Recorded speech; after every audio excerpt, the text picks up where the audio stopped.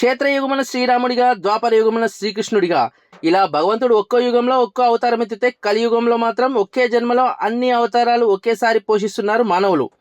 అందులో భాగంగా Medak municipal commissioner Janakiramudu కృష్ణుడి అవతారం ఎత్తారు. సీన్ కట్ చేస్తే మెదక్ మున్సిపల్ కమిషనర్ జానకిరాంపై తన భార్య కళ్యాణి ఓయూ పోలీసులకు ఫిర్యాదు చేసింది.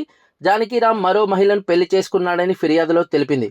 భర్త పెళ్లి విషయం తెలుసుకున్న కళ్యాణి ఇవాళ అతన్ని నిలదీసింది. దీంతో ఆమెను చంపుతానంటూ బలవంతంగా కారులో తీసుకుని వెళ్లడంతో కుటుంబ సభ్యులు డయల్ 100కి సమాచారం ఇచ్చారు. కమిషనర్ జానకిరాం కారును మధ్యలో అడ్డుకున్న పోలీసులు హబ్సిగూడ వద్ద జానకిరాంను అదుపులోకి తీసుకున్నారు. అనంతరం ఓయూ పోలీస్ స్టేషన్లో కళ్యాణి కేసు ఫైల్ చేసింది. కళ్యాణి ఫిర్యాదు మేరకు విచారణ చేపట్టిన పోలీసులు విచారణలో నిబ్బరిపోయే నిజాలు బయటపడ్డాయి.